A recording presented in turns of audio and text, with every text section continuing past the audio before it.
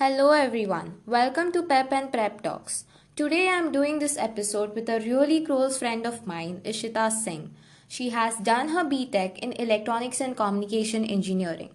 She's always been a really hardworking and focused person when it comes to her career and immensely passionate about people, technology, and books. For people who are thinking of switching to management roles not related to your current branch or domain, then she is the person you should take advice from.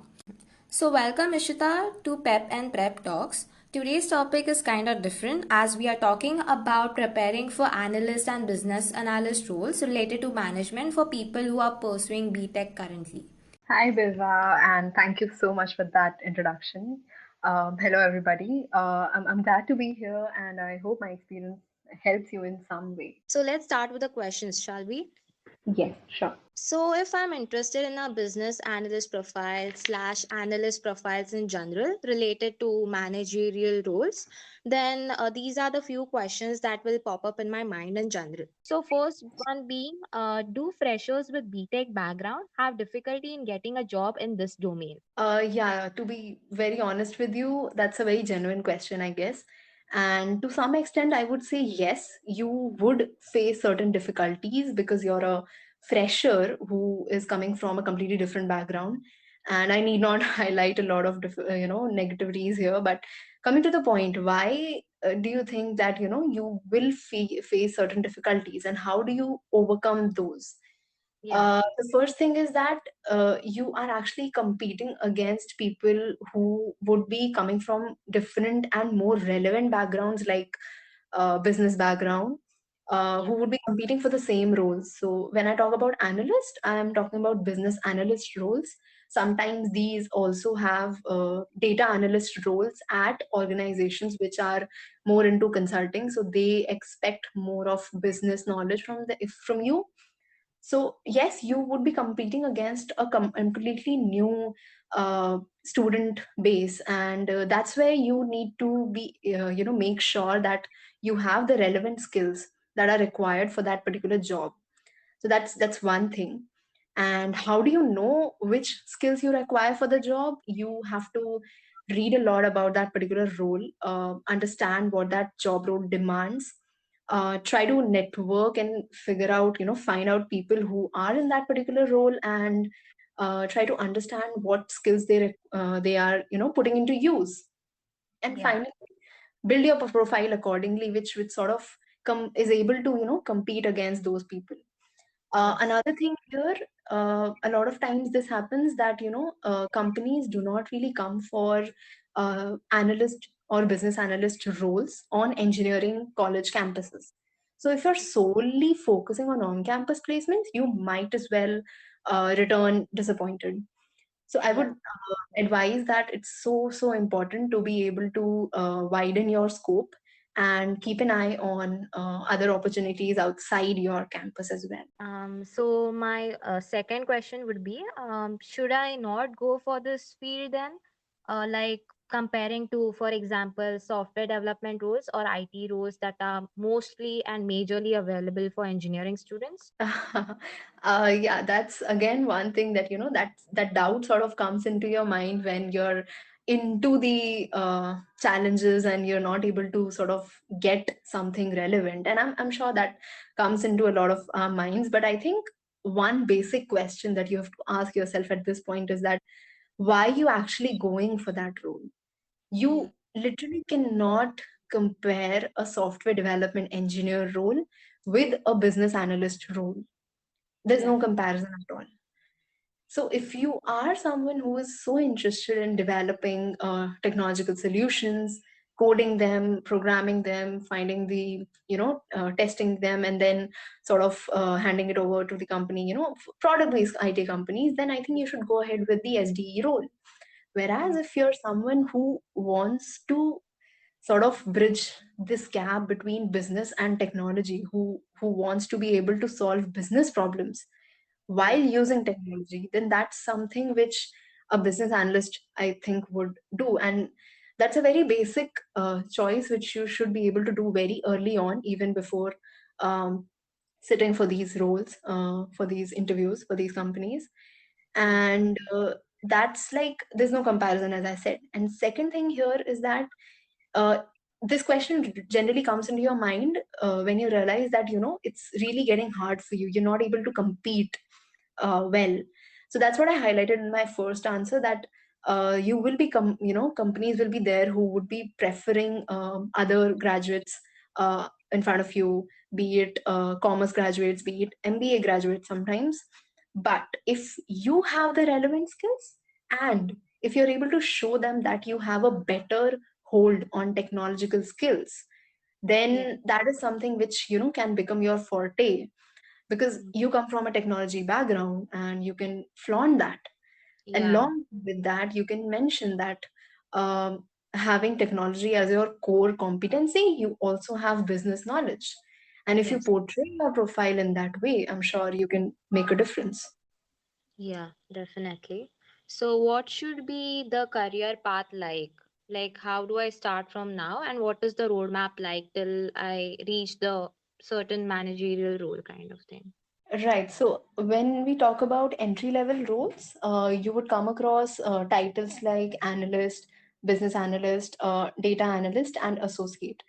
A lot of times, these all these roles are given to entry level candidates only, and what role, what title you get depends on a your industry, your company, and b on the kind of requirements your company has at that point of time.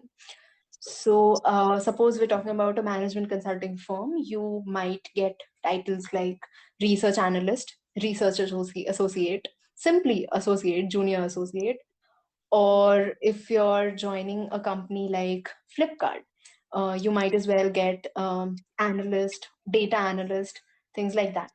So it highly depends on what are the requirements of the company.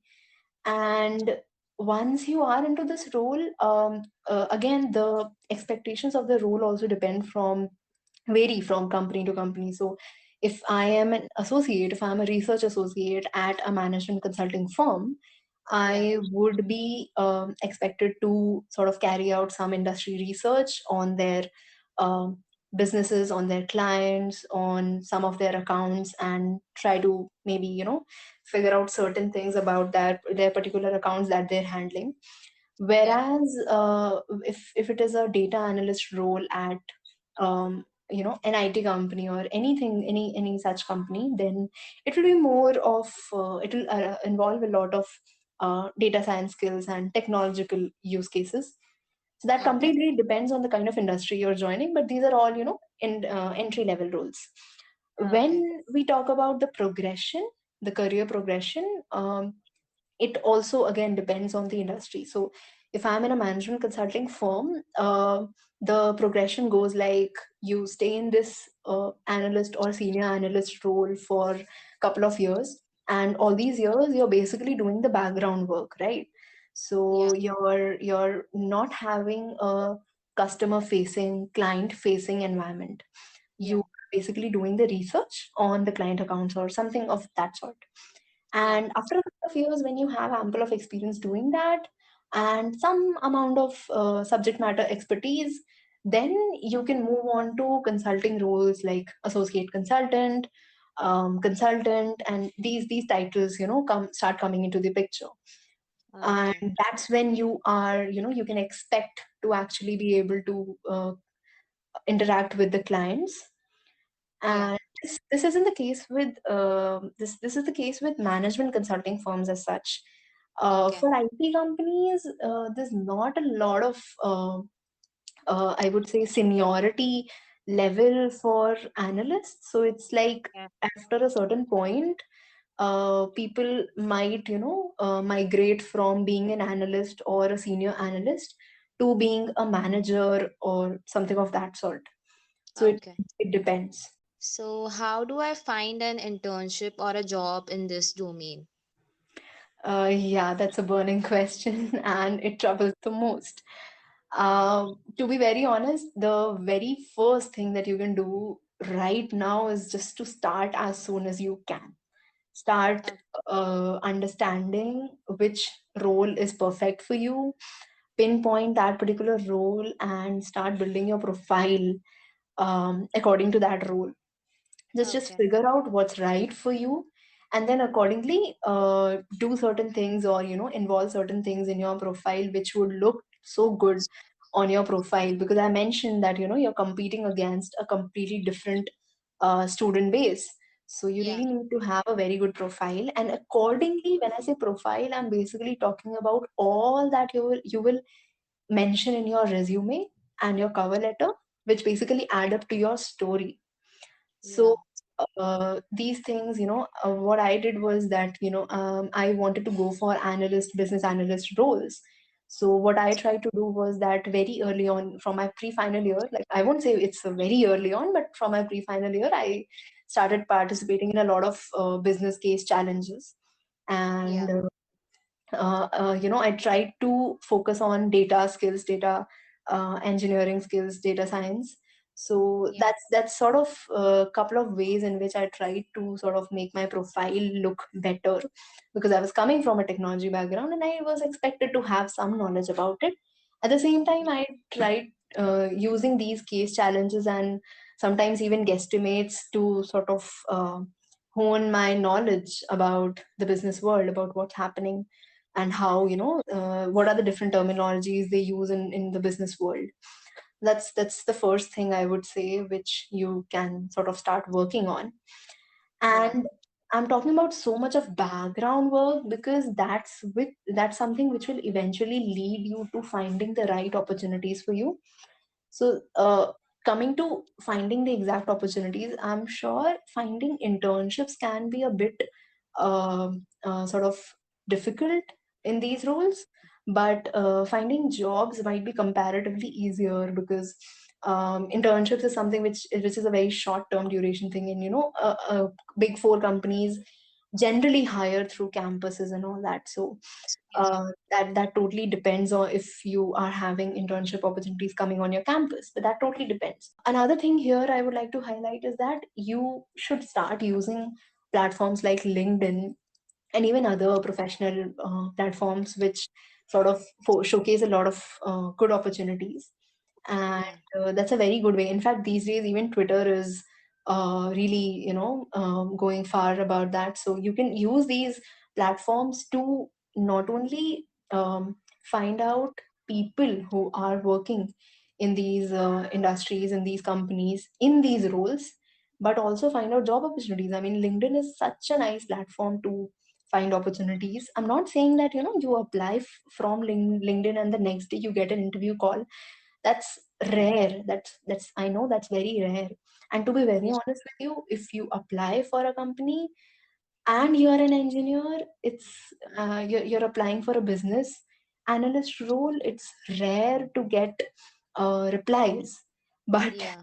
if you have the right, backup, if you're doing the right research on the role, if you're building up your profile really well, and then applying to the right opportunities, I think that will definitely work in your favor. Yeah. And Right. so yeah, using LinkedIn to sort of network with people, and that's when it's so important to sort of that's basically where the entire concept of off-campus opportunities comes into the picture. So you Yeah. basically start looking outside your campus and using LinkedIn to sort of talk to people, to sort of talk to suppose I want to work for a company as a business analyst. So I'll probably try to find employees in the same role, try to interact with them.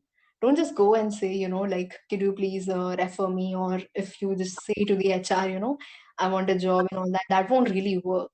That's surely not going to work. So you can sort of try interacting with their content on the platform, and then eventually asking them more about the opportunity, about the role, and then eventually showcasing your interest in that role. I think that's a better way to go about it. Yeah. And that's the same thing which you could even do with recruiters sometimes. Highly depends if that really works, but that is one way which can sort of help you if you're looking for opportunities off campus. Yeah. And then it's like, again, one more thing that comes here: if you're able to network really well with these people who are working in the same roles that you're looking for and have some kind of seniority in the organization, you Yeah. could actually ask them for referrals, which can probably work really well for your profile. So the entire chance of you not being able to reach the HR's desk is going to be made a lot more easier. That's why Yeah. it could work well for you. Yeah. And that's probably like all the things that you can do. But again, if I have to just make it very clear, you start off really early, you build your profile in the best possible way, and then you find opportunities via LinkedIn and other professional platforms is how I would summarize it. Yeah. So I think you've already covered the question which I was going to ask next, that is how to apply for off-campus jobs.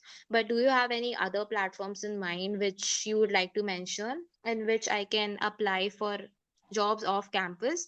And how do we know that whether it's genuine or not? Because one thing, like one problem came up a few months back was that some site was giving out fake roles to people, like randomly interviewing them or sending out emails saying this role is there, this is the CTC, maybe we would like to call with you, and then it was a scam saying pay us the amount, etc. So how do you go about that? Yeah, that's something that can happen sometimes. And coming about talking about platforms, primarily LinkedIn is something which gives you a social media kind of thing, so you can actually interact with so many people. Whereas there are other platforms like Angel or something which sort of are more of like you apply for jobs and that's basically it. Whereas these social media platforms give you a better chance to communicate and build relationships with the people who are in that particular company or who are there in those particular roles. And Yeah. that sort of gives you a chance to first to be able to widen your network, and secondly to be able to land a good role. Yeah, so that's why I feel that that can be a really good thing. Yeah. Secondly, yes, it is very much prevalent these days, that all these fake opportunities start arising on all our profiles. So one Yeah. thing could be that you could always find out. I mean, if you come across such a job of opening, you could find more about the company. Just Google up. I remember coming across one company was offering a really good package and a good Yeah. role as such. So I just looked up on the company and I checked the website. And I'll be very honest with you, you know when a website is belonging to a established organization and when it's Yeah. not. You literally can't make that out from that particular website. That Yeah. was one thing. And then I looked up on Google. I could not find any relevant information about that company. I went on LinkedIn to find their company page. There was no company page on LinkedIn or any Yeah. other platform for that matter. These things were sort of enough to make me realize that this is not something which is trustworthy at all. Because if Yeah. that's a company that is really well established, then it'll definitely have some kind of social proof. You would find it on search engines. So you can definitely check these things up.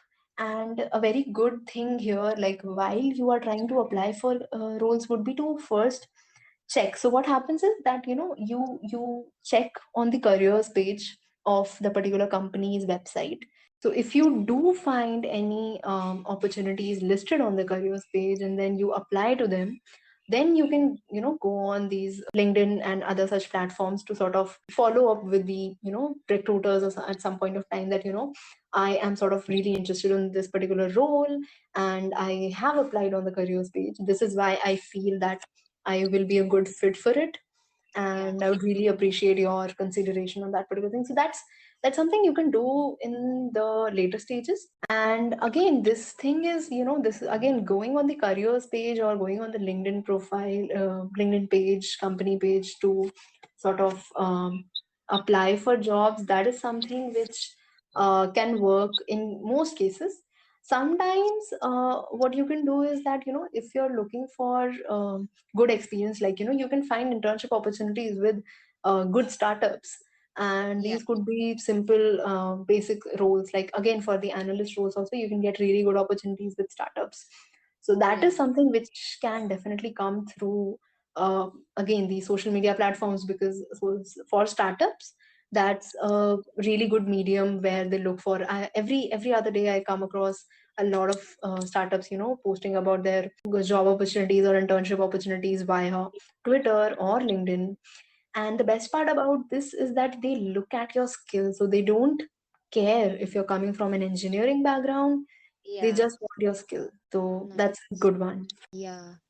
So, I guess that's all I have to ask. And any final conclusion or final advice to people who are applying for these roles, and anything else you have to say to them? Yeah, I would just say that it might become really overwhelming for you because you're doing something which is not traditionally being done. But at the same time, it's so good that you're actually doing something new, something out of the box. So you should be proud of that. Just don't sort of, stop your quest for that particular role. You're not doing anything wrong. That's one thing. And secondly, these roles, whenever you're going into a completely new surrounding and pitching yourself, it's really important to be able to tell your story with conviction. Yeah. If you are able to, use your storytelling skills to be able to convince the person sitting in front of you and Yeah. make him or her believe in your story, that you are so good for that particular role and you will Yeah. be able to make a difference. I'm sure that will, work for you in the end. So just Yes. just do it, yeah.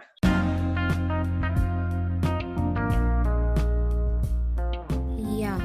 So let's conclude this episode, I guess.